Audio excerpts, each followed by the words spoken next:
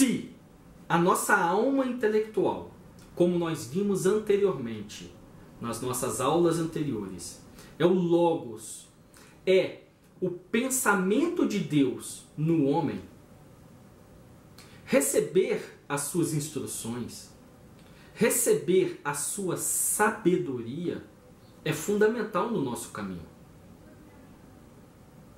O nosso sagrado anjo guardião está em contato direto com essa sabedoria divina, com esse Logos, com esse conhecimento divino que está em nós. A partir do refinamento, do trabalho espiritual, intelectual, a alma, o Logos, ele é refinado. O conhecimento e a conversação com o sagrado anjo guardião, ele é estabelecido mais efetivamente. Então, nós começamos a receber um grande influxo de inspiração divina através do anjo, por meio do nosso Logos. Portanto, é um trabalho conjunto.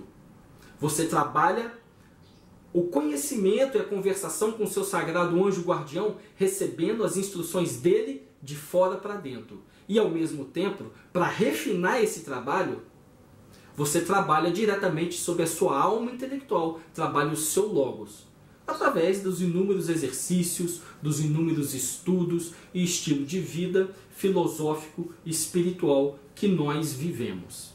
Para os gregos antigos, a palavra daimon era uma influência divina. Não importa o tipo de influência, não importa o tipo de espírito. Então, espíritos das águas, ondinas, são daimones.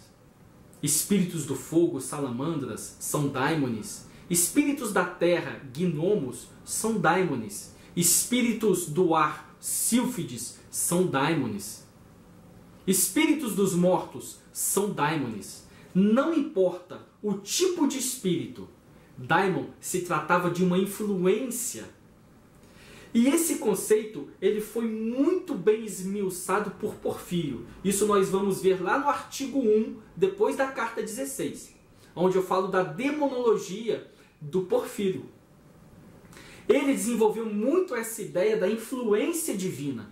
Como que os daimones eles atuam influenciando diretamente o veículo pneumático das almas. E vice-versa, as almas também atuam influenciando o veículo pneumático dos daimones. Nós vamos falar disso quando estudarmos essa demonologia de Porfírio. Mas é importante você entender desde já, então, que o daimon era considerado uma influência espiritual divina. O homem, através do contato com esses espíritos, com essas criaturas espirituais, era profundamente influenciado por elas. A partir de Homero, as nossas grandes decisões, nós inferimos, nossas grandes decisões são influenciadas espiritualmente. Ele não personifica essa influência, mas ele diz que ele nos leva a entender que por trás de todas as nossas decisões existe um espírito nos inspirando a tomar essas decisões. Daí as conexões feitas entre o daimon e o próprio destino, como revelador do nosso destino, como revelador daquilo que nós viemos realizar como almas encarnadas.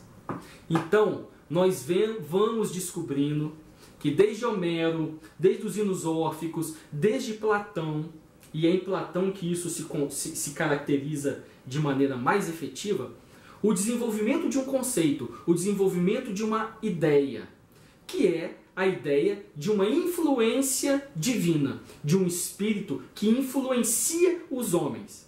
Então, com o desenvolvimento do conhecimento naquela época, esse espírito ele não só influenciava o destino dos homens, as suas ações, mas também o protegia. Ele comunicava conhecimento oculto, inspiração divina. Então, gradativamente, o conceito de daimon, a ideia de daimon foi aumentando, foi se alargando, camadas e camadas de significado foram agregadas à ideia, ao conceito de daimon, e já em Platão ele aparece como um espírito assistente, no caso, o espírito assistente de Sócrates. Lembra que eu falei no início que já existe nos papiros mágicos gregos uma diferenciação entre o espírito assistente, o paredos, e o daimon pessoal? Então, é justamente a invocação de Eros como daimon pessoal que aparece nos papiros a diferença entre esta criatura espiritual e o paredos, o assistente. Então, o que eu quis dizer no início é que, embora nós podemos ver aí uma proximidade entre a ideia de paredos e a ideia de daimon pessoal como sendo a mesma coisa, já existe desde a antiguidade uma diferença entre esta criatura espiritual que lhe acompanha, que lhe revela o seu destino, e os outros espíritos assistentes que você pode ter para te ajudar na sua magia, para te ajudarem na sua magia, inclusive lhe passando também conhecimento oculto.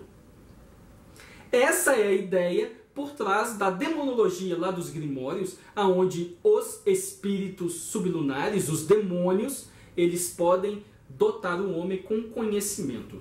Nos Grimórios, principalmente lá no Lemegeton, os espíritos, os demônios, os daimones, eles não podem transmitir conhecimentos seculares ao mago que os convoca.